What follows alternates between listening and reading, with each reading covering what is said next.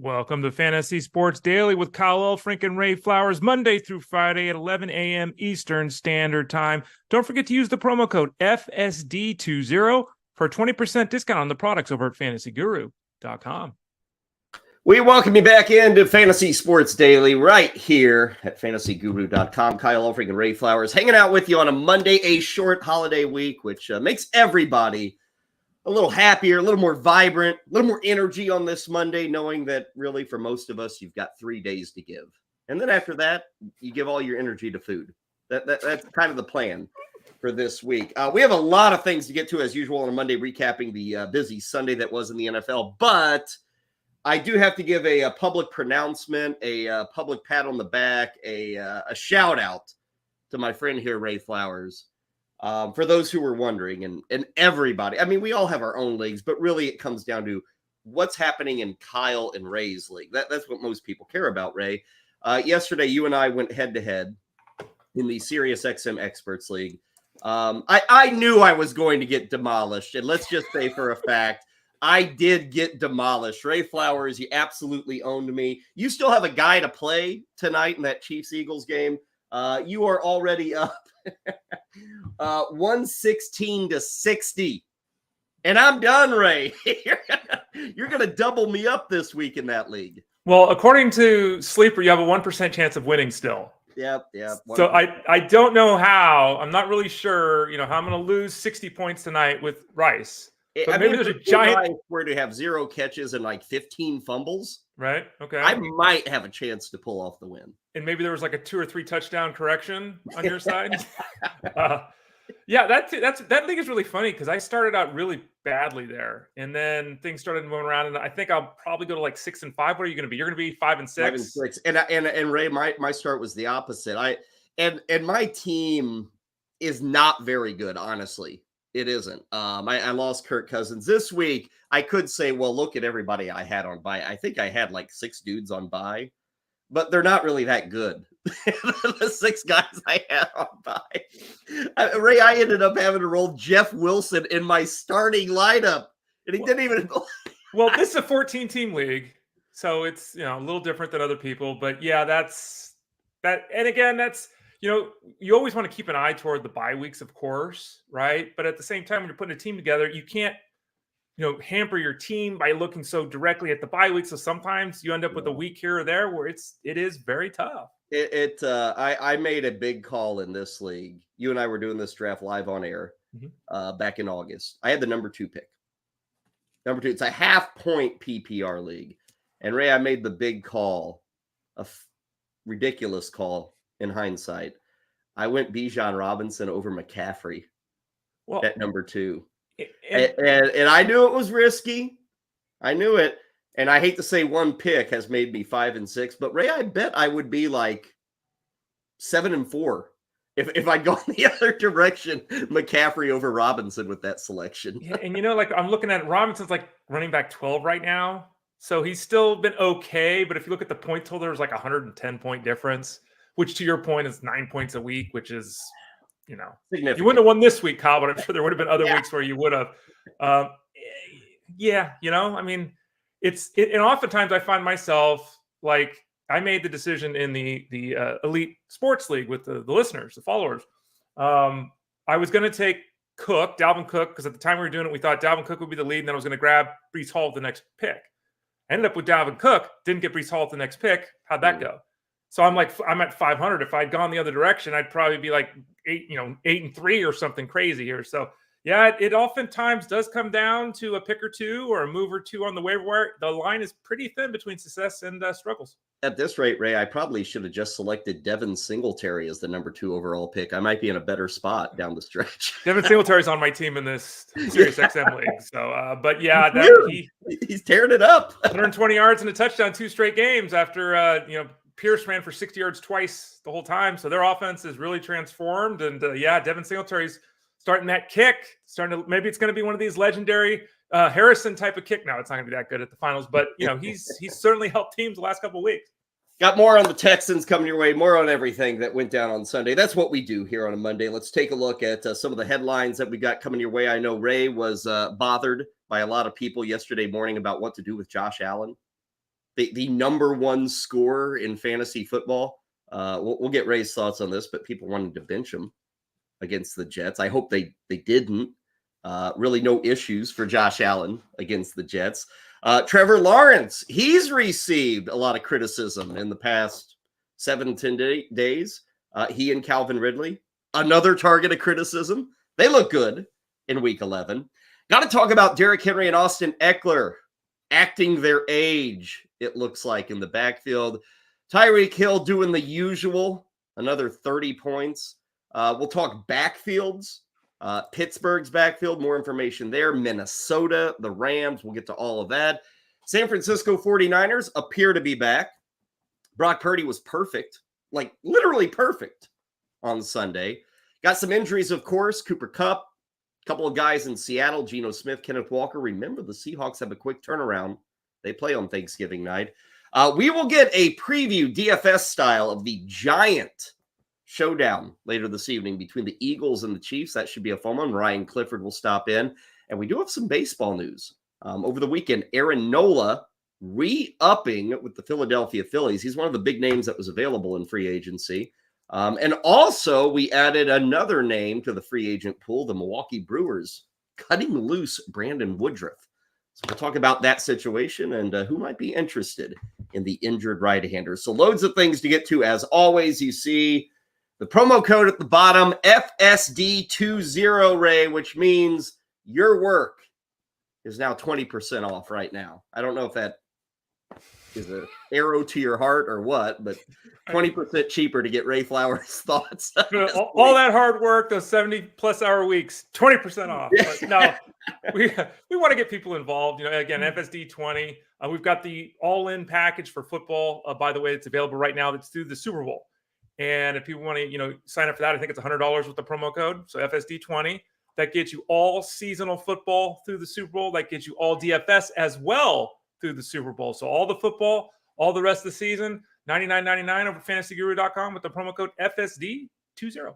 Okay, as always, you can throw some comments, questions, whatever you got over in Twitter. We're on Facebook. Find us in a variety of places, certainly YouTube. I know people are watching us and following us. A lot of people have been jumping in there. So again, send us questions, comments, whatever you got. Ray's cat is in the house. Dexter just said, yeah, Dexter apparently wants some attention. Sorry about that. Get him on a keyboard and he can comment in the room. Okay, Ray? I don't want to hear him on the broadcast. He can comment in the room like everybody else. Okay. You and I handle the microphones here. Okay, let's jump into Sunday's action. Starting with that game between the Bills and the Jets. And obviously so much back and forth about the Bills in the last week.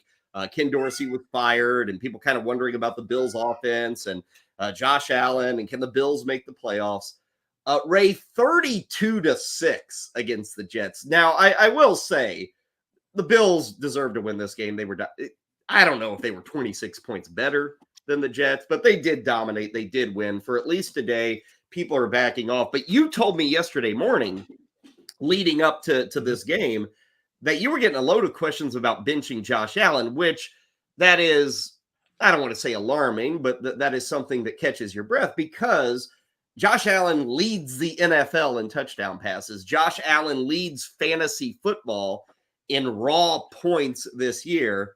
And yet, Ray, people wanted to bench him against the Jets. All he did was go 275 with 3 touchdowns. Let's hope everybody followed your advice, right?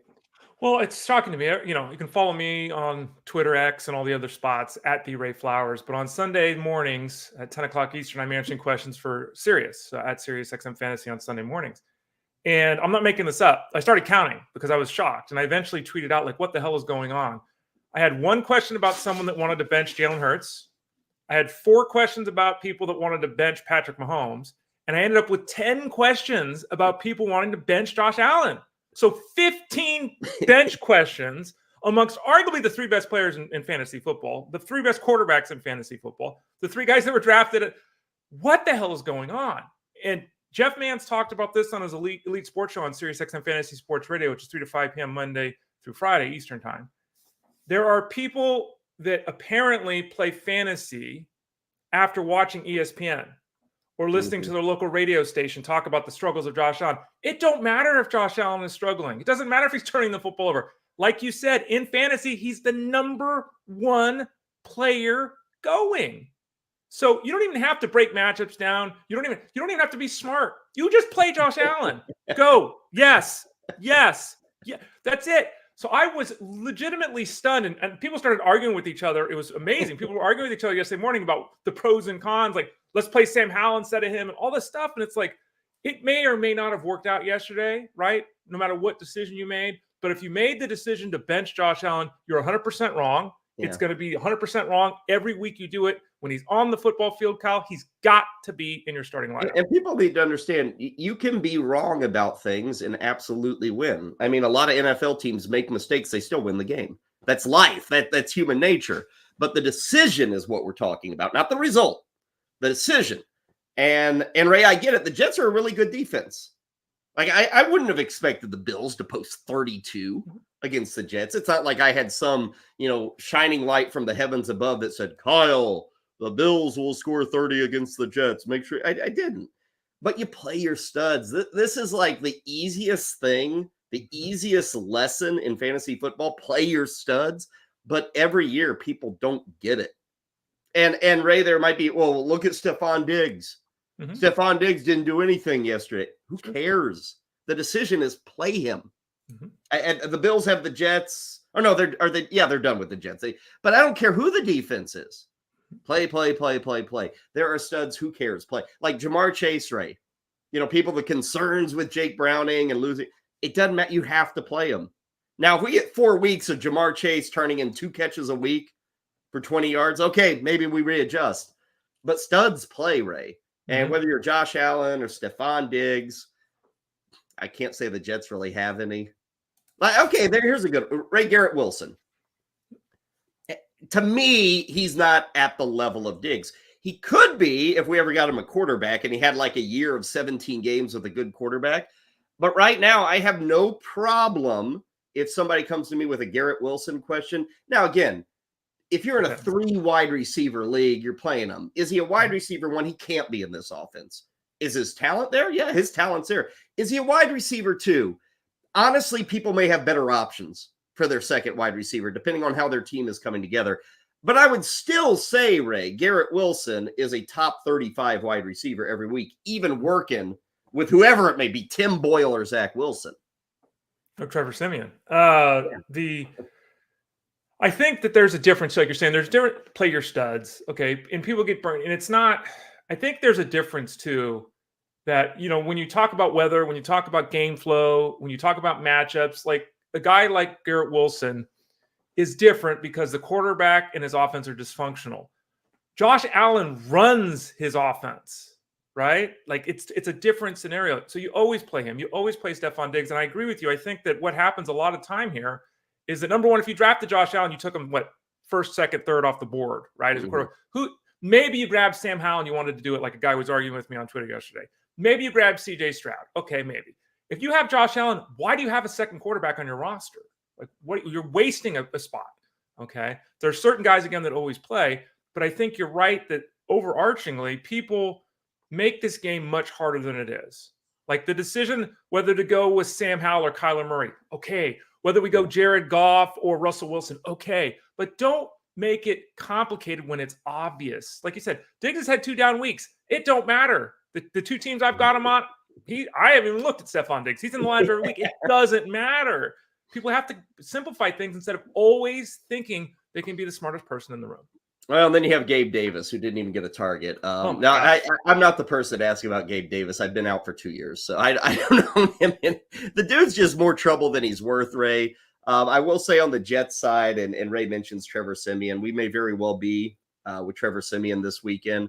Aaron Rodgers is aiming, sounds like week 16 for his return. We'll see. But Ray, I will say that the Jets, their best offensive play is the dump off to Breece Hall. Yeah. They should literally, he should have, if I'm putting together this offensive game plan, Ray, Breece Hall should have 8 to 10 catches a week. He can't run because the team can't. There is no reason to fear the passing game with the Jets. So teams just load up on the run. There's nothing there. Ray, the dump off to Breece Hall, that's it. That's the best play the Jets have right now. I don't care if it's Wilson or Boyle or Siemian. the dude should be walking away every Sunday with like 8 catches for this offense. Yeah, they're going to lose to Miami in week 12. They're going to struggle in week 13 against Atlanta. They're going to struggle in week 14 against Houston. They're going to lose in week 15 against Miami again. Why is Aaron Rodgers going to come back for a team that's 5-9? Like, okay. And so time is running very, very short on this group. And you're right. The offense is bad. And, I saw a write-up because, it's easy and obvious to say it's Zach Wilson. Okay. There's a lot of crappy quarterbacks in this league. Look at the game between the Browns and the Steelers yesterday. Those teams still win games, right? And the Jets, okay. What did the Jets go? Is it like 46 possessions without a touchdown or something? Like it's 41. 41 possessions. It's insanity. Like, it's utter insanity. So this is also on the coaching staff. You've got to find a way. And if your offense is so bad that the only move you've got is to dump it off to Hall, then give it to him 8 times a game, like you said. And they're not doing that enough. 32-6 beat down for the Bills, and big win. Buffalo has to have that win. The schedule really picks up here, so they had to get that win, kind of must-win territory, and they did take care of business. They will play on Friday, the Jets will. That's the first ever Black Friday game, tying in with Amazon Prime. So, Ray, get ready for that. Friday afternoon after the 3 games on Thursday. We got a Friday game. It'll be the Jets against the Dolphins. Let's talk about the Dolphins, who, Ray, it was a pretty disappointing. You win by 7 against the Raiders at home. This is a Dolphins team that always plays better at home. It's a Dolphins team that is way more talented than the Raiders. And I don't think they were ever threatened in this game. But 20-13, and they just kind of just were there. Maybe it's tough to get fired up for a game against the Raiders. Tyreek Hill, though, Ray, it's kind of silly where this is going now. Like, he had 146 yards receiving on Sunday. And that's only his 5th best total for receiving yardage this year. His 5th at 146. I think he's up to 7 games over 25 points in a PPR setup. Yesterday, it was over 30. It's pretty remarkable what he is doing. And every time he scores a touchdown, I think he's going to blow a hammy. Because he runs harder after the touchdown than he does before the touchdown. And yesterday he popped up with a ham injury. He came back and we should be fine. But it's a fairly remarkable season. These last 2 years, Ray, have been a lot of fun to be a Tyreek Hill owner. They have. And he was 3rd at the wide receiver spot yesterday in snaps and routes. Like, he missed a good amount of time with that hand issue and still killed it. I think that you said it right. They weren't really threatening the Dolphins. They won the football game. That was a very unimpressive effort. And, we'll talk about Achane in a second, I'm sure. But the fact is that, Tua keeps putting up these great numbers. He's not doing anything. Like, he really is not doing anything. Somehow, just like the Niners do, you get these great guys that are terrific in space, and you scheme it out, and you get everyone doing this, everyone running sideways, and Tyreek Hill is wide open all the time. All the time. He's more wide open with the Dolphins than he ever was with the Chiefs, which is insanity, because with the Chiefs, he was killing it with Mahomes, and they just run crossing routes and motion, and the defenses can't keep up. Tua goes back, he takes a 3-step drop, throws it into space. Tyreek runs and grabs it, and there's a 40-yard touchdown. Happens all the time. It is rather remarkable that no one can figure out how to stop them. I think it's disappointing that the ground game really hasn't done much the last couple of games for the Dolphins. Jalen Waddle's basically, I don't know, who's Jalen Waddle now? Jalen Waddle's turned into, a supporting piece. He catches 4 passes for 51 yards. This offense is all Tyreek Hill. If he blows that hamstring out, they're in big trouble, Kyle, because that's all they got right now. You mentioned Achane. He was back. I'm sure people stuck him into their lineup. And Ray, I would guess he wasn't ready to go. He didn't make it through a quarter. The Dolphins swear, oh, no, the knee's fine. Don't worry. It came out positive. We just wanted to take it. No, I'm not buying this. You spend 5 weeks on the sideline. You come back. You can't even make it through the first quarter. And the same spot that was injured is still an issue. And it is bad luck, Ray. I mean, maybe the knee got landed on, whatever, but it was pretty quick and very decisive that he wasn't coming back into this game. So he may play, but like that 4-week splash that we had of Achane, I don't know if it's enough to where he's playing this weekend. And who knows, with the early turnaround, he may not. They may take it easy against the Jets. And the matchup isn't one that you really embrace against the Jets. Achane is kind of just a flex guy, considering how long he's been off, the back-to-back knee injuries. it sounds rude to say because when he was out there, he was one of the best in fantasy football. But at this point, Ray, you're kind of running the risk with Achane, and what is his role and how much work will he get even if he's active for a game? Absolutely. And I think that, you had Jeff Wilson. Jeff Wilson was inactive. He wasn't even on the field. Ahmed was the guy that was the supporting piece. Mostert had 22 carries, which were a season high. But Achane was the guy everyone wanted to start. And I ran into this yesterday morning when I was answering questions. One guy finally said, "Why are you so against Achane?" I'm like, "I'm not against Achane. We've got him running back 23. It's that people have moved on. People had to build around the loss of him for the last month. So they've been adding pieces. Maybe they picked other people up off the waiver wire. And then you have to factor in, like you said, he didn't play for a month. Where is he at? What's his role going to be? You can't get, 14 yards a touch or whatever the hell he's, I'm exaggerating a little bit, but you can't have, 10 yards every touch as a running back. It doesn't happen. And as explosive as this offense is, you can't score 70 points all the time. So I think that Achane is, and we've seen a lot of this with Mitchell, with the Ravens, that people mistake an explosive player that makes great plays over 10 touches as being someone that's doing it over 18 touches. We'll talk about Austin Ekeler later. Austin Ekeler kind of is that guy who at least used to be catching passes, but he's touching the ball 19 times a week. These other guys don't do that. So Achane will be fascinating to see because I bet a lot of people, if he plays in week 12, are going to fire him up again, Kyle. And he's a big question mark at this point. Let's go to that Chargers game. They go on the road to Green Bay, and there's actually a lot to discuss here on the Green Bay side and the Chargers side. We'll start with that Ekeler news, Ray. And we've touched on this before here on FSD. He's just not involved in the receiving game. And he's losing. I kind of totaled it up last night, how many catches per game, average catches, average yards per catch for his career. On average, just in the receiving game, Austin Ekeler in a PPR setup is losing like 6 points a week. And then you take away touchdowns, extra yardage, all that stuff. So it's fairly significant. But Ray, there's no, when he is involved in the receiving game, it's been okay, like on a per catch basis, but it's just not there. And it's really astounding because they don't have Palmer. They don't have Williams. They didn't have Guyton yesterday. They're throwing to Quentin Johnston, who every time he's more likely to drop the pass than to catch the ball. I mean, just a backbreaking drop in that game yesterday probably would have been a 70-yard touchdown in the fourth quarter, and he dropped it. It was terrible. But the Ekeler situation, Ray, and it hasn't been like me selecting Bijan Robinson number 2 overall, but Ekeler just isn't. We don't have big games here. You'll get a touchdown, maybe a carry. He looks slow. There's less action for him.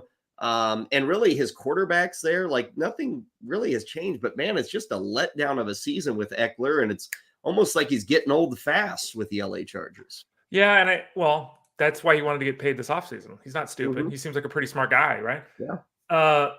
Brandon Staley needs to be fired because they lose every week by 3 points. Like every week for 2 years now, they lose by 3 points. Yeah. And I don't know if people saw his interview after the game, but he was really defensive, kind of yelling at a beat writer. And it's like, bro, you suck. He's calling you out for sucking. Like, right? Am I wrong? Let me and he was snippy, and I'm sure that I think the question was fair, by the way, for the season. It may have been a little unfair with this game. I don't think the Chargers defense was bad in this game. Like I kept looking, like Keenan Allen dropped 2 touchdowns. Yes. Like really bad. Johnston with his drop. Yep. Like they were kind of bad all around. And Staley pointed that out. Like, so specific to the game, I thought he kind of had a point. It was a team effort losing, but the defense, which is supposed to be his bread and butter, Ray, has just not been good this season. And you're right. He's got to get fired. He really has no business even getting to the finish line, I don't think, this season for the Chargers. Justin Herbert's going to the Hall of Fame. Yeah. Okay. And everything around him, from his coaching to his supporting cast, is in the toilet. Okay. Like you said, Keenan Allen dropped 2 passes, one inside the 5-yard line, one on the goal line. Should have had 2 extra touchdowns for people that missed the game. Just flat out. One of the passes, he went like this. If you can see me on the video, he went like this, and the ball didn't even touch his hands, hit him directly in the chest. And they said, the sun. When I saw that, Ray, they talked about the sun. Yeah. And you can see when a guy, I mean, he leads the NFL in receptions, by the way, people. Keenan Allen has 83 catches. We know he's, when a play like that happens, Ray, I think I will point to the sun. Either that or he forgot to close his hands. He can't catch. Yeah, but then he dropped the other one that was right in his hands too. Yeah. And you mentioned Johnston. Johnston could have won the game with a 70-yard touchdown. He dropped it about 35 air yards. Right, and no son for Johnston to blame. Yeah, and they lost Palmer, and Guyton wasn't playing. Like, they're dealing with injuries. So, by the way, Herbert ran for 73 yards. Like, he's really boosting. He's doing a Patrick Mahomes, really boosting his value each week with his legs too. But back to Ekeler, and we talked about this, and you've mentioned here on the show. We talked about this in the preseason at fantasyguru.com. They're changing their offensive coordinator. And changing the offensive coordinator was going to lead to a reduction in targets to Austin Ekeler. And it's exactly how it's played out. Okay. At the same time, this offense is dysfunctional. It really is. They don't run the football well. It hasn't really mattered who's run the football, whether it's been Kelly or Ekeler. There's only been brief moments of flashing. Usually it's 3.5 yards, and they get tackled. Ekeler needs to get in the end zone. The offense isn't operating effectively enough to give him those opportunities to get in the end zone. So, you would assume, again, this is another one of those scenarios. You're down Palmer. You're down Guyton. Johnston can't catch. Allen's dropping the ball. So how many targets does Austin Ekeler get? 3. Like, throw the ball to the guy that can catch it. Give him some chance in open space. They're just not doing it, Kyle. And I'll say this with the Chargers, right? Keenan Allen, he starts. Justin Herbert, he starts. Absolutely. Austin Ekeler, he starts. Yep. Yeah, you have to. These guys are starters. You're riding them. On the Green Bay side, I thought Jordan Love, pretty good moments. Good throws, comeback win. I don't know what people expected of Jordan Love this year. It appears that they expected him to be great. I consider this a fine season. Like, if I'm the Packers, I'm not tearing up the paper and saying, oh my God, this guy can't do it. Mm-hmm. Like you noted, Ray, you can win in this league with very average quarterbacks, if not bad quarterbacks. Mm-hmm. So Green Bay's fine there. Christian Watson, 2 catches. One of them was a touchdown. That's good. But the running attack is probably what we need to discuss here. You mentioned Herbert leading the Chargers in rushing yardage. How about the fact that the Packers were led by Jaden Reed, their wide receiver? And we've got another injury to Aaron Jones.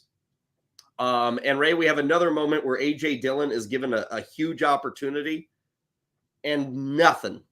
Plotting. 14 carries, 29 yards. And we'll see with Jones if he's back or not. I wouldn't be. Jones is getting up there in years. The injuries are piling up. He just doesn't appear to be healthy. So, Ray, even if A.J. Dillon gets the start, or we hear the next 2 weeks it's his backfield, okay, get him, play him if you need. But, Ray, the expectations are nothing. This guy has continually done zilch with extra work, with extra opportunity. A.J. Dillon, he's going to be that guy at the corner of the bar in 10 years telling you, whoever he's sitting next to, what he could have been. And it's going to be like, no, dude, you didn't get screwed. You screwed yourself. You had multiple games where you could have become something and you failed. Yesterday was just another example of that with Dillon. And I don't know if that's going to, even if he gets the gig and Jones is out, it's like A.J. Dillon, I'm expecting 40 yards and maybe a touchdown every week, even if he gets 15 carries. Yeah, Wilson hurt his shoulder too, the other backup running back. So they're going to probably need Dillon to have a significant role this week, pending the news with Jones. He's not Trent Richardson, but at least Trent Richardson had one huge year. The only reason A.J. Dillon did anything in the NFL, in my opinion, to this point, is because he had Aaron Rodgers in the backfield. He can't do anything. And you see, here are his yards per carry per season, A.J. Dillon. 5.3, 4.3, 4.1, 3.5. Okay? Oof. Here are his yards after contact in the NFL. 3.1, 2.2, 1.7, 1.5. Everything's getting worse every year. It's getting worse. There's nothing. He's not doing anything on his own. Plotting is the perfect way to say it. And you can talk about the scheme. You can talk about quarterback play. You can talk about all these things. But the bottom line is, like you said, Kyle, when Dillon has been given an opportunity over the years, he's done relatively nothing with it. He would be the classic example of, I'm getting 17 touches. I'm playing you because of that. I'm looking for 61 yards and a touchdown. That's all it is. It's really, really boring stuff. Couple of mediocre teams yesterday at Lambeau. Packers a bit better in their head-to-head against the Chargers. Let's stay in the NFC North, talk about the Lions v. Bears. Good to see Justin Fields back on the field. And Ray, I'm not going to say, the thumb was no issue. It's maybe 90%, but he looked like Justin Fields. The big difference, and the Bears lose this game, but the big difference, Ray, over 100 yards rushing for Justin Fields. He'd not been over, I think, 60 all season. He had 18 rushing attempts against the Lions. He had not been over 11 in a game before yesterday. So for whatever reason, the Bears kind of embraced the idea of Justin Fields running around, which, again, this is the tug and pull, real life versus fantasy. in fantasy, Ray, we love what Justin Fields did yesterday. In real life, I don't know if the Bears really dig the idea of Justin Fields running around with the football 20 times a game. Well, if I'm not mistaken, I think that's the third consecutive game he's run for over 100 yards against the Lions. For whatever reason, he sees the open field against them and he takes off. And, we have all this, there's been the growing debate, right? And the reports out now about, well, he's got a show down the stretch here. They're going to draft, Caleb Williams or whatever here. And maybe they go in that direction to reset the salaries, right? To get a younger quarterback at a lower salary point. But what we saw yesterday from Justin Fields was who Justin Fields is. There were some bad plays. There were some mistakes. Yeah. There was some great athleticism. There were some runs. There were some nice passes. And they lost the football game. It wasn't his fault. Yeah. The defense got torched in the fourth quarter by the Lions after they were in control of the game for most of it.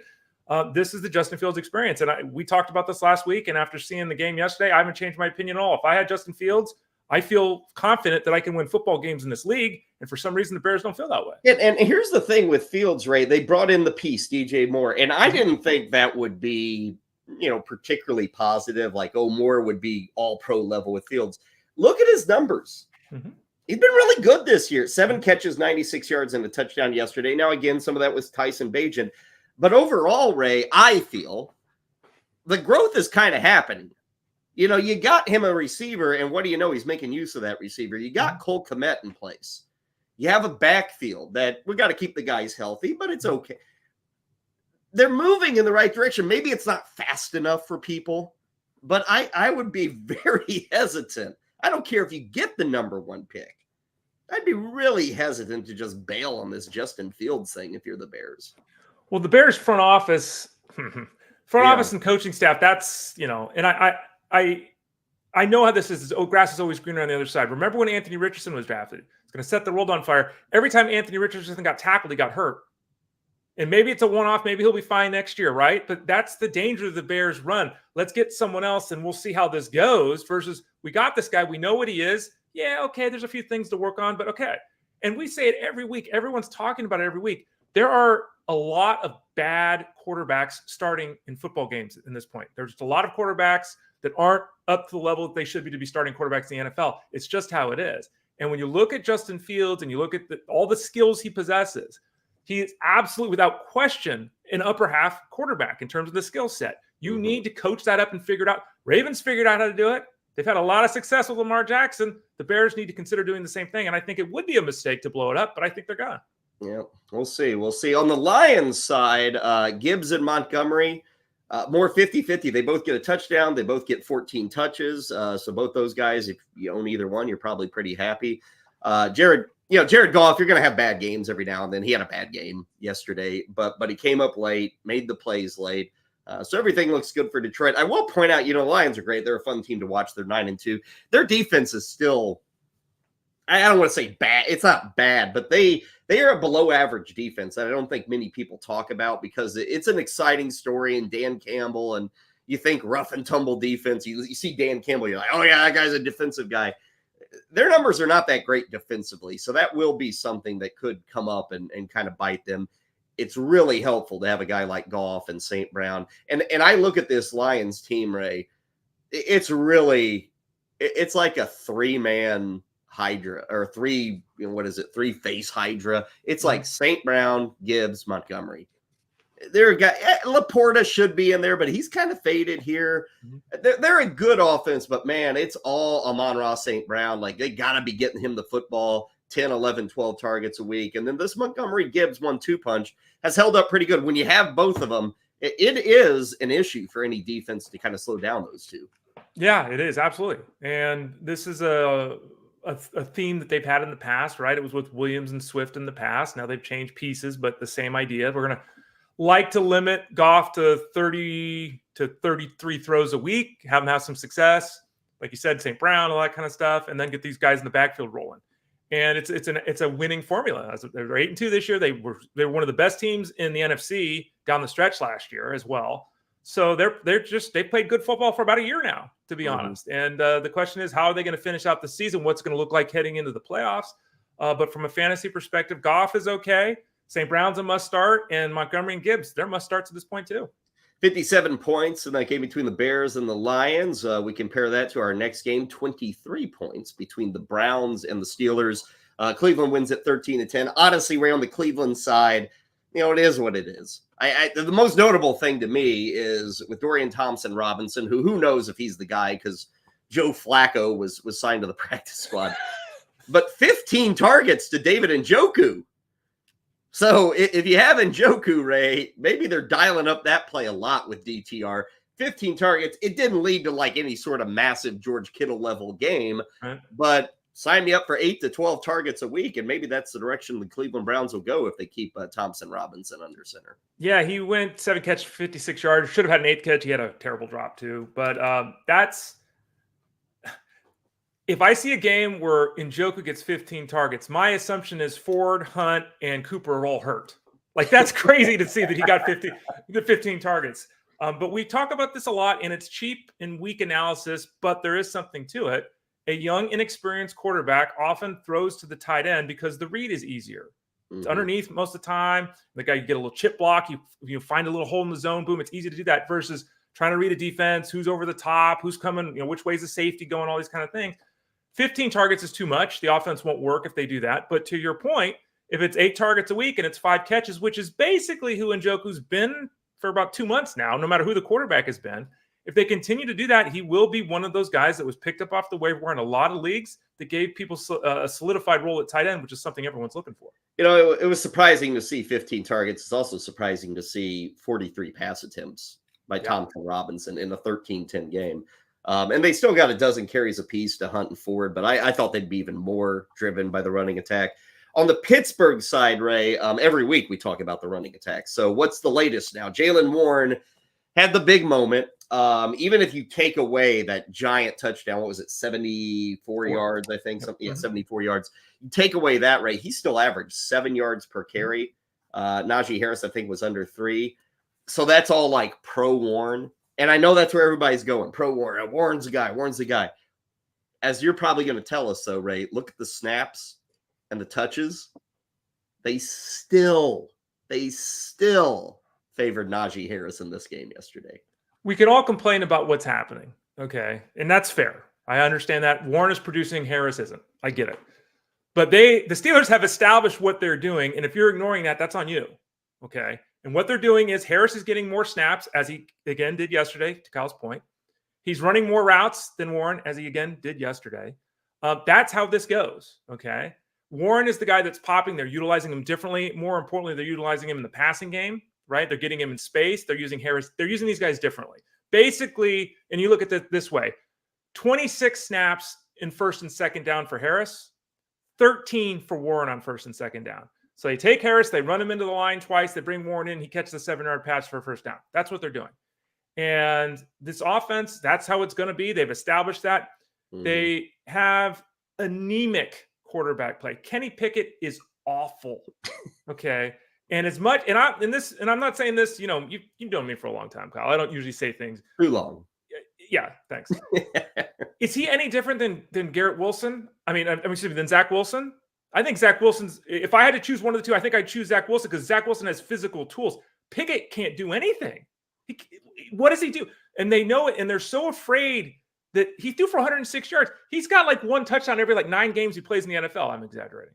But there's nothing happening. The only way the Steelers can win is games like this where their quarterback doesn't throw. They are Atlanta North. They're the Atlanta Falcons North. They embrace. The Jets should be like the Steelers winning tight games like this, but they can't. True. I'll give credit. The Steelers, what are they, 6-4? Yeah. I don't know how they got there. Kenny Pickett's been the QB for all of them. Coaching. He hasn't been good in 9 of them. Yeah. but maybe it comes to a coaching staff, using your players correctly. But you're right. Is there a big difference between Pickett and Wilson? I'd rather have Pickett than Zach Wilson, I think. But the Steelers know how to win even with Kenny Pickett. The Jets don't know how to win with Zach Wilson. The first 3 games back from injury, I don't have the numbers in front of me, but Deontay Johnson was averaging 7 catches for 80 yards. What's he have the last 3 weeks or last 2 games? 3 catches for 30 yards? Like, come on, man. Yeah, Pickens really quiet too. Yeah, and Pickens is, Kenny Pickett flings balls up to Pickens and hopes he catches it. He's done that since last year. Okay. But Deontay Johnson's the guy that no matter who the quarterback has been, catches 5 passes every week. Even with Pickett last year, he was doing that, right? This year he comes back, he's doing it again. In the last 2 weeks, he's vanished from the offense. That to me is why I say I'm so concerned with Kenny Pickett. Pat Freiermuth returns, does nothing. You're not really throwing the ball to the backfield that much. You can't get the ball to Pickens. How do you throw 28 passes, throw 8 of them to Deontay Johnson and complete 2 of them? Deontay Johnson is not running 40-yard routes, right? So, I mean, Deontay Johnson you can't use anymore. Pickens is just a desperation. I hope he makes a great catch. Pat Freiermuth returned and caught one ball. He wasn't even on the field half the time. Like, it's all the backfield for this team. They're going to be in games, but it's going to be boring to watch. Cleveland is maybe the worst 7-3 team in NFL history. Maybe. Ray, there's 7 games left. Yeah. How many will Joe Flacco start?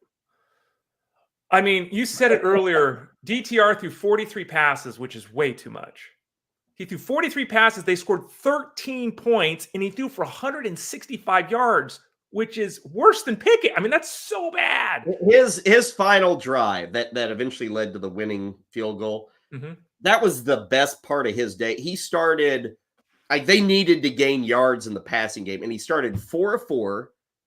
He completed those 4 passes to 4 different receivers. I think it went for about 40 yards. Like, that was the highlight for me. And he deserves it. He led them to a game-winning drive in a huge, huge game. But that was it, Ray. It was like those 4 passes were the moments for DTR. They're on the road in Denver, which is tough. They're on the road in LA. That Chargers or Rams? That is the Rams. Sorry. I don't think Joe Flacco starts this week. He won't be ready, right? So, okay, that's out. Would they? What is it? Joe Flacco got a lot of rust? I mean, come on. Joe Flacco, even when he knock off the rust, he's still the same dude. Of course he is. I think they have to make the determination how they want their offense to run, right? Do they want the athleticism or the guy in the pocket? Because it's a different scheme. I don't think Walker's the answer. I don't think DTR's the answer. I don't think Flacco's the answer. So It depends how they look at the schedule. I'm going to say that if Joe Flacco is not starting in week 13 against the Rams, he's not going to make a start unless there's an injury. Yeah. So. And I'm not saying Flacco. If Flacco's the name here, but honestly, is he any better than Dorian Thompson-Robinson? I don't know. I mean, we always fall for the leadership and experience and decision making.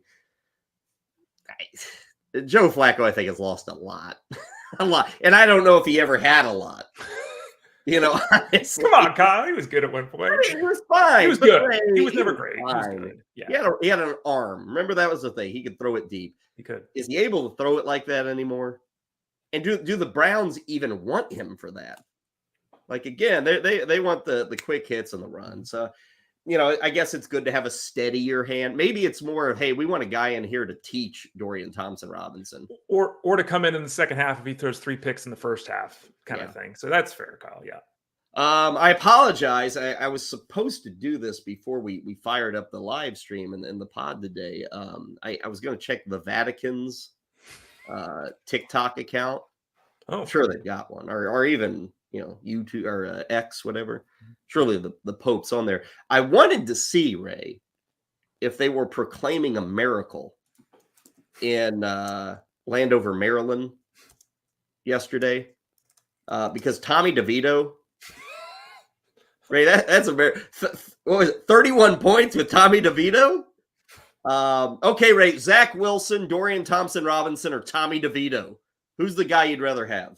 The Pope is talking about fundamental rights for children and struggles in Ukraine, Kyle. So he did not mention. We'll dig deeper on the feed, Ray. I'm sure there's some Tommy DeVito. This is the first sign of a miracle. Myanmar, proven miracles to be entered into sainthood. Poverty. No, it's not happening, Kyle. I'm sorry. People want to talk football, okay, Pope Francis? They don't want to talk poverty. Football is what they want. It's true, but sad. That's how you get followers, okay? Yeah, right. It's only got 18 million followers. 18 million? 18 million, yeah. He's actually, I was looking at it. I don't know who's actually tweeting. There's 10 tweets for the last 6 days. It's an active account. That's on TikTok? He's not on TikTok, is he? I don't know. That was Twitter. X. Looping videos of Pope Francis, consecrating the host and stuff. Yeah. Look at what I'm doing. I'm pulling miracles. Man, DeVito 3 touchdown passes. The last time Daniel Jones had 3 touchdown passes was 2019. Whoa. And I got to tell you, in my dynasty, I've told the story. In my dynasty league, I lost Jones, I lost Fields. Fields is back, so I had him active. I had to pick up DeVito, and it's man, if I would have played DeVito yesterday, I would have had 3 touchdowns. I mean, DeVito's playing for a backup job career, right? That's what he's playing for. He's not going to be the starter for the Giants or anyone else next season. Oh, he's going to be on like FS1 breaking down Sunday NFLs, right? In about 2 years. It'll be like the new Dan Orlovsky. Yeah, he might. He might, but he played a good game yesterday. And he did. He played a good game, and on the other side, the Commanders couldn't hold on to the football, and that was kind of the storyline there. Yeah, Sam Howell, three picks, and that's it's easy to pick on a guy after this game. I mean, you lost at home to a really bad team. You should not be losing. And 6 turnovers, I think, for the Commanders. Yep.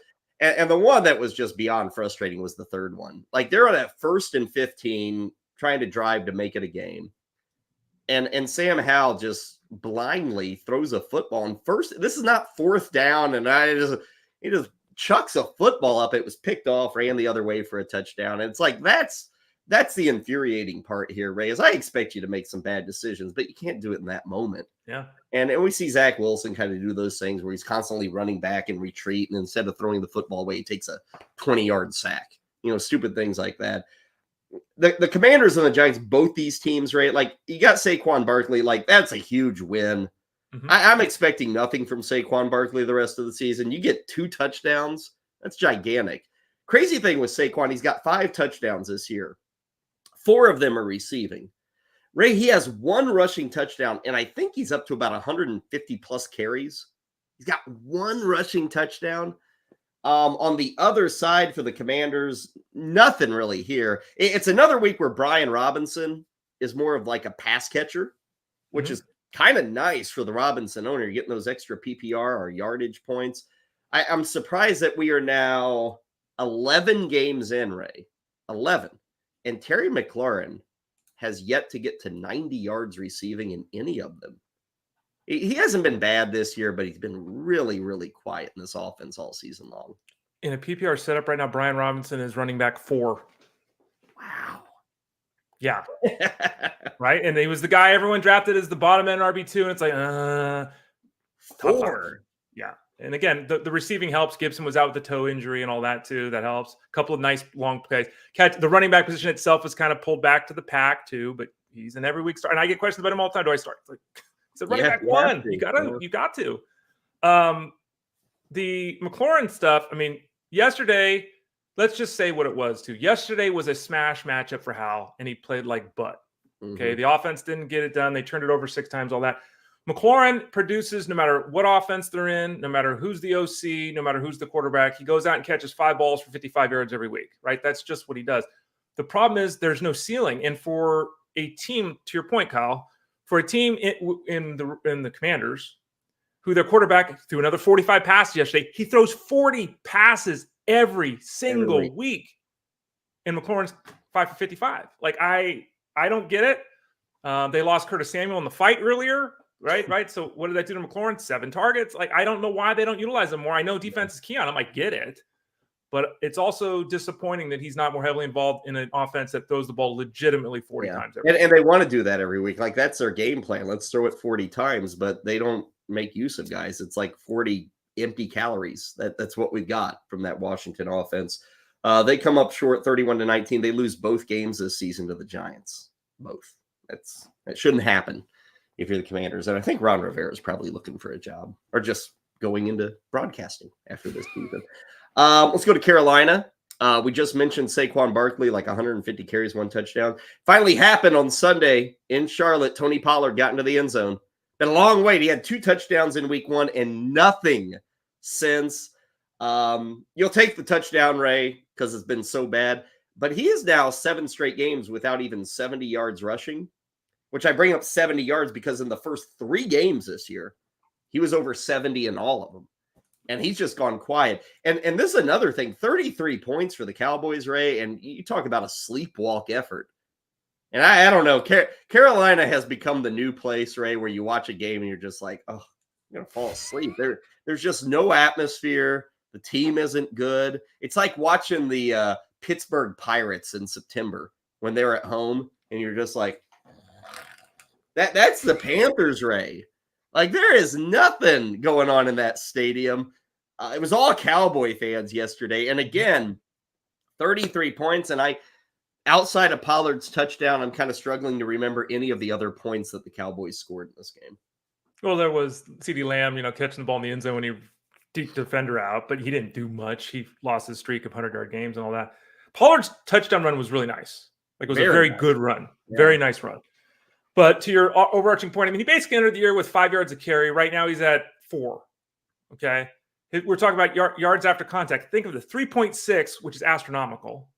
2.5, which is fantastic. 2.6, which is tremendous. This year, 1.5. He's not doing anything. He's not generating anything after contact at all. I mean, think about that. That's a full yard lost from where he'd previously been. And that doesn't sound like much until you realize he's carried the ball 150 times. That's a lot. Their offense didn't need to do much. It was just a game they won. And I kind of watched it, and it was very much like when you watch some of the Niners games are this way too. Like, sometimes they have the huge efforts, but other times it's like you look up and it's 28 to 10, and it's like no one really did anything, but they just won the football game. It was over. It's kind of a sleepwalk, to your point. That's kind of what the Cowboys did. Better times will be ahead for the offense. Not going to bother you with much from the Panthers. I mean, Bryce Young's still learning. Frank Reich took over the OC duties. Probably the biggest thing there was Adam Thielen kind of returned as a possibility. They did split the backfield, Sanders and Hubbard. So that's maybe Trent, maybe Sanders getting his sea legs back. So we'll see how that goes. Both guys, honestly, with the way the backfields are, I mean, both guys should be getting 10 carries a week. So for a lot of you, they might be starters, which is disheartening because Dak Prescott in the last 4 weeks has created more touchdowns than the Panthers offense has created all year. That's a nut. I think it's 14-13 on that scoreboard. Let's go to Jacksonville. Jaguars 34, Titans 14. Great to see Lawrence have his moment. Last week, Ray, we were like, wow, it's not happening this year. Yesterday, by far, his best game. 2 passing touchdowns, 2 rushing touchdowns. Calvin Ridley, that roller coaster of Ridley, it was up on Sunday, had a couple of touchdowns over 100 yards. He's all over the place. You just have to start him. He's a fancy Gabriel Davis. You just start him. You have to. Tennessee side, Ray, I mean, they're terrible. Will Levis, like 4 touchdowns. Like, that seems like ancient history. And really the knock here is Derrick Henry. What's going on with him? I guess they are so bad as an offense, Ray. And Henry is, if it's 3rd and 8 or 3rd and 12, he's just not on the field. And it seems like they're facing a lot of that on 3rd down. So there's just nothing here for Derrick Henry. And it's kind of, Ekeler was saying, is he washed up? I hate saying Derrick Henry's washed up. But, Ray, he has had multiple games this year that we haven't seen in years. Where he's held under 20 yards or he's not even getting 10 carries. And maybe this offense has finally just become so bad that there's just not enough work to go around for Derrick Henry. He can't even prove to us if he's washed up or not.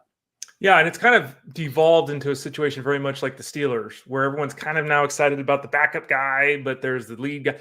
Henry still had more snaps yesterday and still ran more routes than Spears. Spears is not a thing. Everyone's tried to make him a thing. The only way Spears is going to be a thing is if Henry gets hurt. Okay. Even then, the question would be, what does this offense look like? And, you're in a game where you're getting smoked, right? You got a young quarterback. You're trying to see, is he the future? Let's get him reps. They throw 17 passes. Like, this offense is terrible. It's so bad. It's brutally bad. And it was easy to blame Ryan Tannehill because it's like, Ryan, it's not Ryan. Like, do we know now it's not Ryan Tannehill? It's everything else. It's, Henry, the best thing that could have happened would have been a trade. Because you didn't say it directly, but if Derrick Henry's getting 18 carries for another team, he's getting 80 yards and a touchdown a week, right? It's happening. Yeah. And it's just, like you said, in this offense, Derrick Henry now is, I can't say he's a must start anymore. We talked a lot about that at the start of the show. I think that for the majority of teams, you're still starting Henry, but I can't say he's a must start. There's just too many games like this. Tennessee is going to be kicking themselves. They didn't flip them. And I realize people are 3rd round pick, 4th round pick. I mean, that's how the NFL works, but they should have taken what they could get from Derrick Henry when they had the opportunity. Houston 21, Arizona 16. Ray, I think in that league you and I were talking about earlier, I had to make a desperation. Or no, it was another league. Rondell Moore was a desperation ad or something. And, man, I felt brilliant 5 minutes into yesterday. Like, look at me, man. Touchdown. 48-yard touchdown. That was his last catch of the day. I still call it a win, though, because I got the touchdown. Kyler Murray looked, it's more of the same. It's never good. It's never awful. It's, fantasy-wise, he's fine, but then you watch him throw some passes, and they're all over the place. So that's what they're working with in Arizona. I will say the offense is at least a threat with Kyler Murray. It appears to be in a better spot, even than it was with Josh Dobbs. On the Houston side, Ray, there was no Noah Brown, and I'm kind of getting to the point with Houston because, again, they're throwing a lot too, and C.J. Stroud had some picks yesterday, some bad throws, kind of like his first issues, I guess, with that. But, Ray, they're to the point where Brown, Collins, and Dell, it's almost like you have to start them every week because the potential. And usually it's only one of them, maybe two of them get going. We've seen games with all three of them. But it's kind of weird for me to be sitting here in week 11, week 12, saying, wow, Houston's got three receivers that I think for a lot of people are starting every week. Well, and, yesterday with Brown out, Robert Woods went 5 for 44 on 8 targets. And we write an article at fantasyguru.com. Again, the promo code's FSD20. If you want to sign up, you get the rest of the season, seasonal and DFS wise through the Super Bowl. We're going to do a trending article where we talk about things. And one of the sections that we write about is the watch list. And I had the Texans Cardinals game. And so I talked about Robert Woods, put him on the watch list. Because it's like Robert Woods is what he was yesterday, right? Robert Woods is a 10-point-a-week guy in a PPR setup. He's not going bonkers or anything like that. He's not someone you have to add because Brown was out. But as you can see, Brown's dealt with injuries. Collins dealt with injuries. Dell's dealt with injuries. Wood has dealt. All of these wide receivers have missed game action. And to your point, it's hard to say three guys from any offense are goes every week. But the Texans are getting pretty close to saying they name be must starts, like top 25 guys. But when you start looking at 3 wide receiver leagues with flex options, if you're in a PPR setup, there's something there. So, yeah, it's very interesting to see the maturation of Stroud, who did play a rough game compared to what we've seen previously. His end zone pick was horrible. He just flung that ball up in the end zone, too. But overall, he threw for 330. Devin Singletary did his thing. And the passing attack with that wide receiving core continues to get it done. And Texans are now 6-4 Singletary, back-to-back strong weeks. I kind of wondered, could he do it again? He did. And Ray, a lot of work here. He was 22 carries, 112 yards and a touchdown. Is the Dameon Pierce owner SOL? I mean, even when he's back, is Pierce? Maybe Houston does this thing. Coaches do this all the time. For whatever reason, the guy's back and we're going to use him. It's like, what are you thinking? He did nothing before. The new guy came in, did something, and now you just want to give Pierce 10 carries again. And perhaps that could happen. I wouldn't be shocked. But, man, this should be Singletary's job at this point. No ifs, ands, or buts about it, I believe. Also in that article, the trending up, I write about Singletary and the Pierce situation at fantasyguru.com. And I think that we see this all over the place. It's not going to be Singletary 23 touches and Pierce 3. It's not going to be that way. I think what it likely would be, if I had to guesstimate, let's give 18 to Singletary, let's give 11 to Pierce. Like they're going to want to do that. Like they're going to be on the field a lot. The offense is going to be working. Pierce will be part of the offense. I'd be very surprised if he's phased out. But at this point, it'd be very hard to say we got to go back, quote unquote, to Pierce. He's had 2 games of 60 rushing yards this season. We just saw Singletary run for 100 plus yards in back-to-back games, touchdown both games. He's a better pass catcher, even though he's not really filling that role in the offense. He's a better pass catcher than Pierce. So Pierce will be, I think, a nuisance when he returns. But I do think Singletary has to be looked at as the 1A in this backfield. A few more late games to get to. San Francisco 27, Tampa Bay 14. Rashad White continues to catch passes, find the end zone. So it's a guy who's not good, but he's been fine for fantasy players. San Francisco side, Ray, excellent stuff. Brock Purdy had the first perfect QB rating for a 49er quarterback since 1989. I think it's 15 QBs have had a perfect rating in a game. Now that does include like Nick Foles and stuff. So guys can do this. But Brock Purdy appears back. McCaffrey's doing his thing. Ayuk had a personal best. Kittle's going off. Everything's good now for the 49ers except Ray. Deebo Samuel. Deebo. I been injured, been beat up, but Ray, 7 games, and I know they haven't been 7 complete games, but he's missed weeks. He's missed time. 7 games. He's still 45 touches, I think it is, this year. Man, it's and I get there are reasons, but this is like even when he's out there, there's not a whole lot there going on for Deebo Samuel in this offense. Yeah, and the Niners are going to make the playoffs, and the MVP is going to be Deebo Samuel. Watch. Like, it's just the way, because it doesn't make any sense. Turn him loose in January. Yeah, right? And you see it every week. When he gets the ball in his hands, and you've said it for years now, no one can tackle him one-on-one. Like you can't. And I don't know. I mean, they're paying him all this money. He's an integral part of their offense. He's a massive weapon. Okay. But you're fair to point out that all these other guys are Kittle's popping, Ayuk's popping, CMC's popping. Samuel's just kind of there. And it's surprising. In my opinion, I don't know how you would bench Samuel in the fantasy space. Because any individual week could be 8 touches, 120 yards, and 2 touchdowns. It's just there. But it has been a long stretch from him of not living up to expectations. Completely fair. Rams 17, Seahawks 16. Biggest news here is injuries, Ray.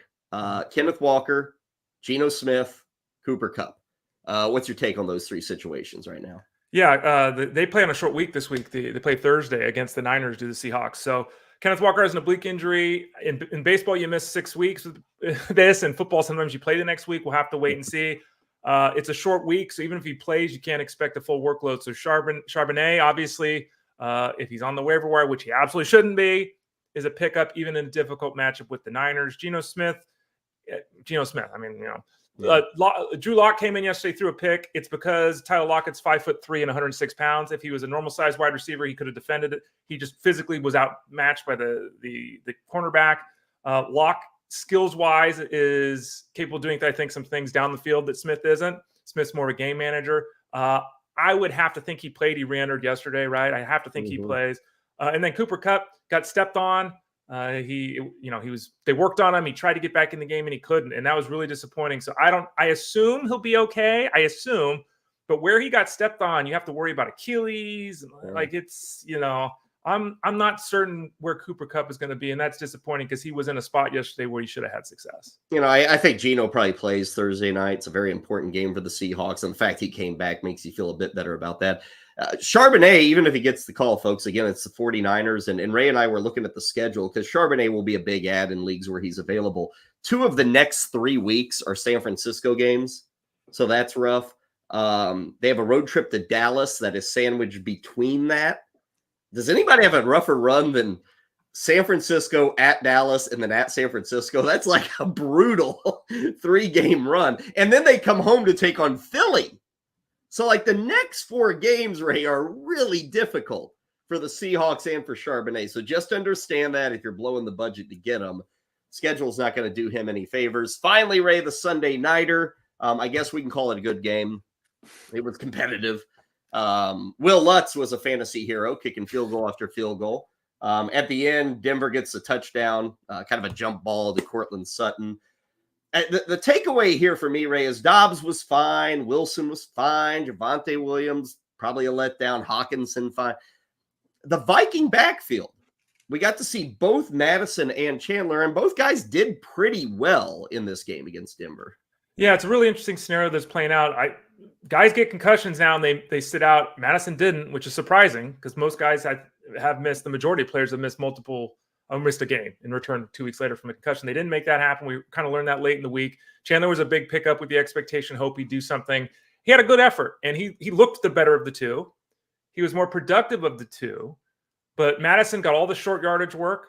Madison ran twice as many routes, and Madison played twice as many snaps.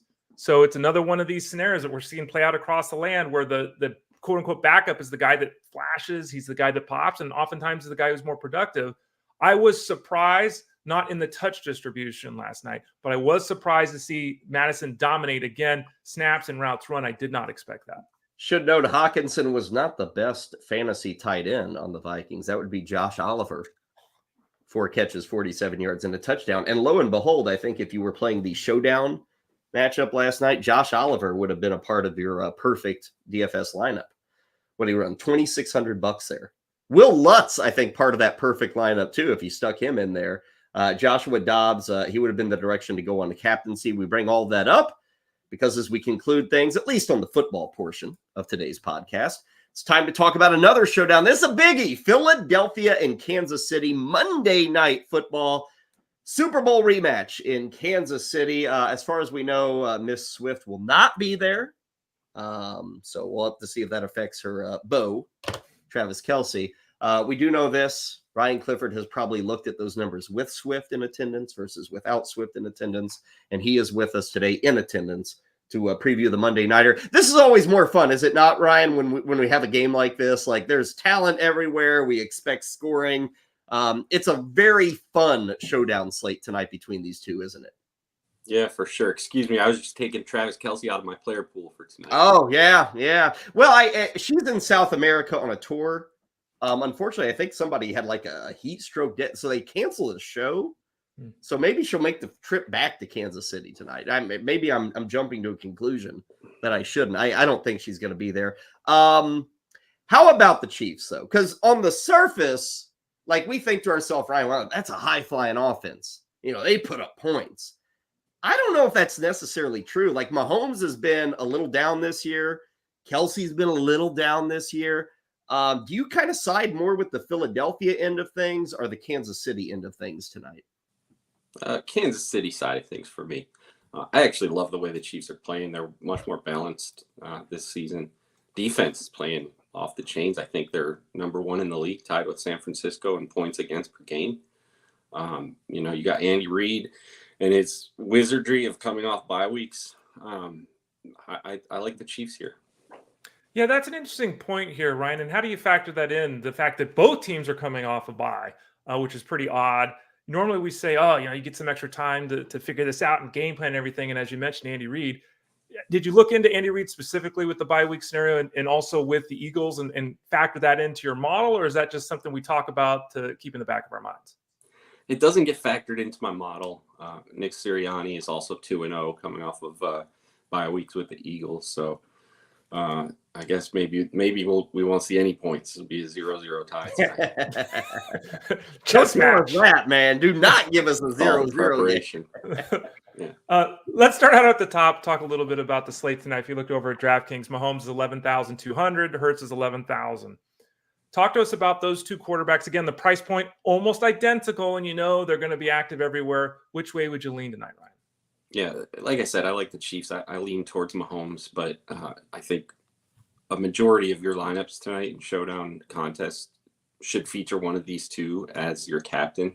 Of note, there is going to be some atrocious weather, it looks like, in this game, both rain and wind. I still don't think that's going to be enough to kind of push those running backs up to the point where you're not looking at these pass games tonight.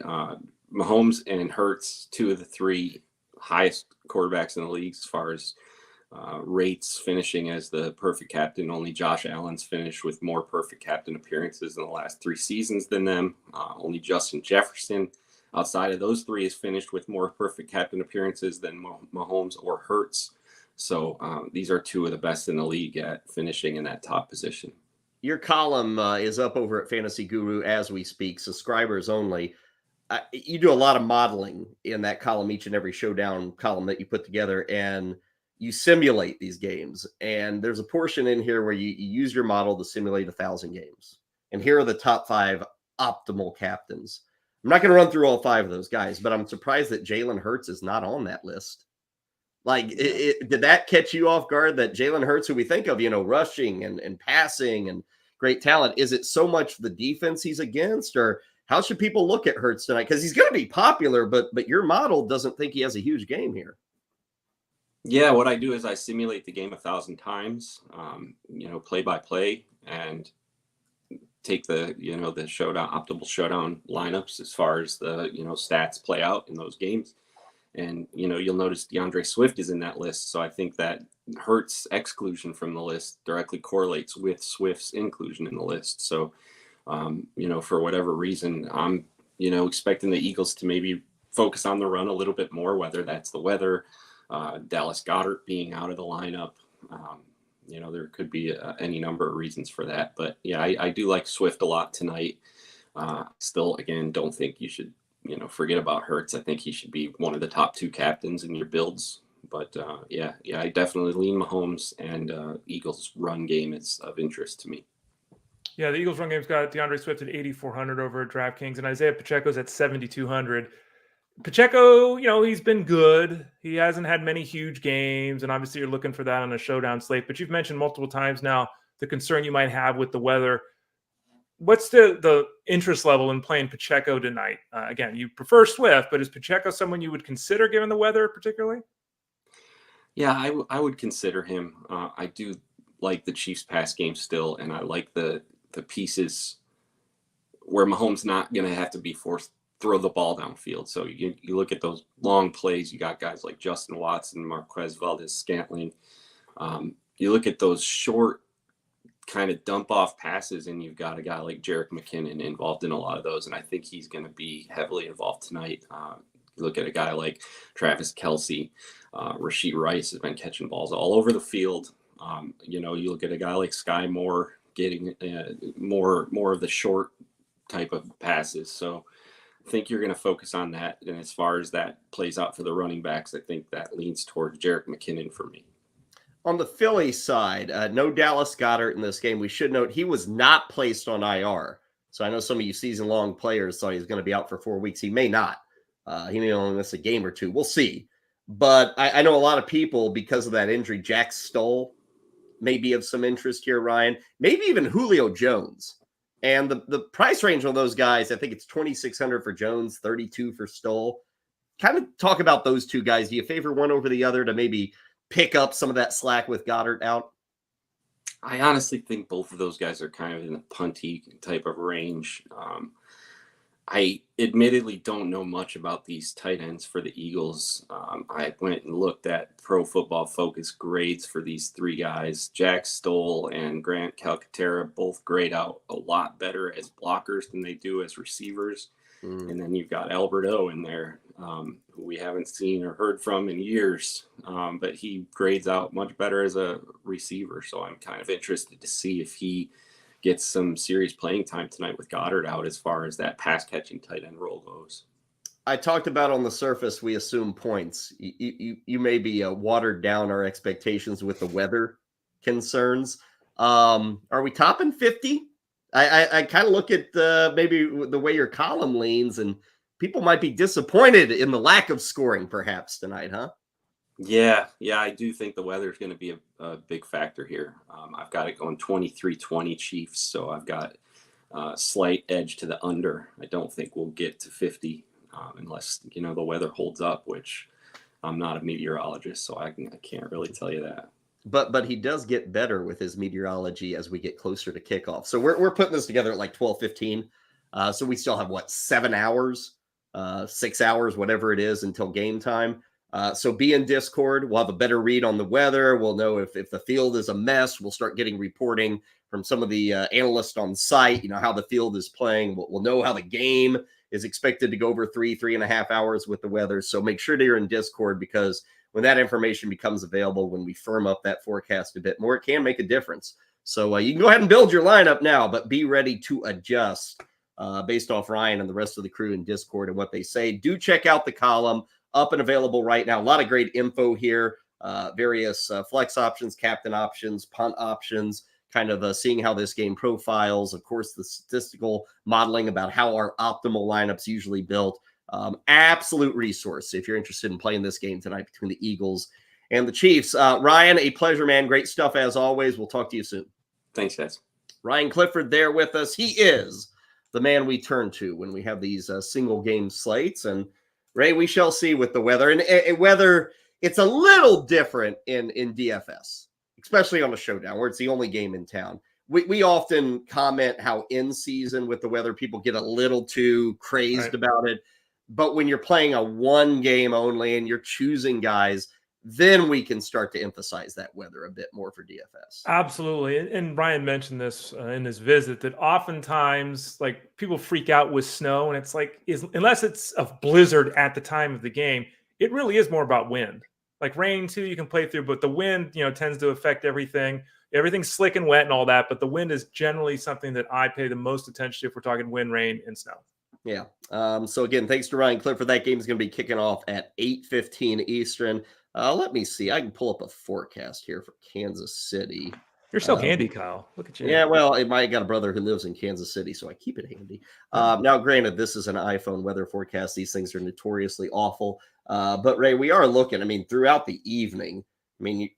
They've got rain all day long. Like right now, it should be raining. It's getting up to 70, 60% all the way through the night. Levels off a bit after 11 o'clock Eastern, but the temperature is low 40s. In terms of wind, I guess it's about 10 to 15 miles an hour. So the wind maybe won't be bad, but there will be plenty of rain. It sounds like whipping around. So we shall see. Again, check out Discord, check out your favorite iPhone or Android weather forecaster, and see what you can get closer to kickoff. A big thank you to Ryan Clifford, and thanks to everybody joining us talking football. We are late here, as usual, on a Monday. There's so much to recap, but we do want to spend a few minutes, Ray, baseball, because we've been talking about free agency and big names and where they're going to land. One of the big names has decided where he is landing for the upcoming season, and not just 2024, but the next 7 seasons. Aaron Nola, back with the Philadelphia Phillies, Ray. I think the deal makes sense for Philadelphia. The years are a little high. I don't know how many other teams were willing to go like beyond 5 years on Aaron Nola. The money, I mean, we're to the point, Ray, where if you want to play the game, this is what it costs to play, you know? I will say Aaron Nola, if you're going to give him this money, he's kind of like of that Max Scherzer ilk. He takes the ball, he goes out and he throws. People will look at the ERA and say, really? But Ray, I think it's been pointed out elsewhere. When you look at Nola, he's had enough good years where you think he's a good pitcher. And honestly, Philadelphia's defense sucks. Like, his defense does not help him. The ballpark does not help him. So maybe fantasy-wise, it would have helped if he'd gone somewhere else. But there's also a consideration that kind of staying in the place where you're born and raised is maybe a good thing for Aaron Nola here. Yeah, we talked about this and how, like, Blake Snell would do in Philadelphia as an example last week. And Nola's been there. He knows it. It's his organization. He's got a chance if he fulfills the contract of like being the second longest tenured Philly behind only Mike Schmidt. I think it'd be like 16 years or something. If you look at his last 6 years, Aaron Nola's had a whip of 109. He's had 10 strikeouts per 9 innings. Like, he's an innings eater who stays healthy, gives his strikeouts, and the whip is there. Now, the ERA has been volatile. A lot of that has to do with the home run. But like you said, this is the price of doing business. When he's 37 years old, this is probably going to be a terrible contract. But that's the price you have to pay to get a guy that's going to lead your staff. Healthy strikeouts, keeping guys off base, kind of the name of the game, and they're hard to find, Kyle. And you mentioned, like, being in the same spot. He's built up a relationship with the fan. Like, he can get ugly anywhere, but it helps when you've already, like, given really good years for 8 years, and, like, the fan base says, we'll boo you, but we're not going to murder you out here. You know, there's still, where Blake Snell comes, Ray, and it's bad, it gets ugly. You won the Cy Young Award and you suck. Yeah. It gets so ugly. 7-170. You think Blake Snell tops that? I'm going to say yes. I bet he gets like 6-180. I bet they do it the other way. I was going to say years lower, but money A and B higher. I mean, and again, I think it's that classic example we talk about in the fantasy space all the time. You know, with Snell, the highs are higher, the lows are lower too. So it's a. I think, like you said, less years, more money. I think that's doable. That is the first big heavy shoe, if you will, to drop in free agency. Maybe that'll loosen things up a bit more. Should note, and I think this happened Friday after Ray and I concluded here with the podcast, the Brewers kind of admitted, let's blow the thing up and rebuild. Obviously, Council's moved on. Sounds like Corbin Burns is going to be traded. Ray, they in effect released Brandon Woodruff, who's a huge name. For those who haven't been following it, though, he's got a fairly big surgery, a shoulder surgery coming up, Ray, and he's, maybe August, September, he would pitch this year. He would have cost the Brewers like 10 to 12 million bucks. Then he would have gone into free agency. The Brewers kind of making a financial decision, which I understand, Ray. They're a small market team. They've got to make these decisions. I don't fault them for this. It becomes interesting because now he's a free agent. And in effect, Ray, anyone's going to have to give him a 2-year deal with the understanding maybe he throws you 5 games in 2023. Right. Yeah, and it's really fascinating to see. Does he get like a 2-year, $20 million deal? Does someone do that? Because they say you would make 11, 12 this year. We'll see. It's about health with him, and he's dealt with physical situations recently, and it's too bad because when he's been on the field, he's been terrific, including if we were a free agent, like healthy, he'd be the best pitcher available. I mean, he'd get a bigger contract than Aaron Nola. Yeah. I mean, he'd get a huge contract. And, speaking directly about the Brewers, like you said, Corbin Burns is likely to be moved, I would think. Freddie Peralta is their only guy. It's Freddie Peralta, Colin Ray, and Adrian Hauser. That's their rotation right now if they deal Corbin Burns. They're going to need Aaron Ashby to come back something fierce from his struggles last year with health. But yeah, Woodruff is now like so many pitchers, unfortunately, in that zone of we'll take a chance on you if you're healthy. We love it, but we can't expect you to be healthy. And how the times change, right? It's, I'm here in St. Louis, and the classic case of signing a guy knowing he won't pitch that first season, but giving him a 2-year contract is Chris Carpenter. I think it was a 2. It might have been but he was coming off Tommy John. Now, Carpenter did not have the track record at that time of Woodruff. He'd kind of been when is this guy going to figure it out guy with Toronto. And Ray, they got him, and again, he didn't pitch at all in 2003, but he became a World Series winner, ace pitcher with the Cardinals. They paid him $300,000 in 2003, Ray, and $300,000 in 2004. They got him like 2 years, $600,000. Now then he got $2 million, $5 million, $8.5 million, $10 million. But like now, if you're doing Woodruff, Ray, it's not 2 years for $3 million or something. It's 2 years for probably 20, 25, and that's with the idea he's not pitching this year almost. Yeah, I agree. I think that's very likely to be where they're at. There could be extensions on that too, like team options, and they might want to make a commitment that way where they can turn down, here's $500,000 if we don't give you the next 10 million or whatever. But yeah, it's a fascinating case of. I saw Jacob Turner on Twitter, the former pitcher, talking about getting to free agency and how it's so difficult because all these guys are getting released, the last couple of days. How difficult it actually is to get to the point where you can get that big free agent contract. Mm-hmm. Like we focus on the 100 guys it happens to. Everyone else, they really struggle to get there. And Woodruff is an example of a guy finally getting there. Terrible timing with the injury, but he's done enough. So at least he's going to get paid here, even if it's not the huge contract he was hoping for. Yeah, it's like all the sports. There's that upper end and that high end crust that gets all the attention and the write-ups. But there's not much in between. You're either at the top making hundreds of millions, or you're the guy in year 3 who's doing well, but not making that money. And hopefully everybody can get to free agency, but it doesn't necessarily work that way. Anyway, Nola back with the Phillies. We'll see. Maybe some more signings coming up this week. As always, when there are signings, Ray's got the write-ups over at fantasyguru.com covering baseball. For today, NHL, NBA, DFS, we heard from Ryan Clifford on the NFL side. We are your spot to land. We are the spot to go. We are the spot to trust when it comes to DFS. Hit us up with columns, cheat sheets, all that Discord. It is all available. And again, FSD20, 20% off everything at fantasyguru.com. Tomorrow, recap of the Eagles and the Chiefs. We'll probably talk some waiver wire bidding. And Justin Finsterman is set to join us with a little NBA. So that is where we stand for tomorrow. Ray, good stuff today. Talk to you in 23 hours or so, okay? Looking forward to it, Kyle. This has been Fantasy Sports Daily, powered by fantasyguru.com.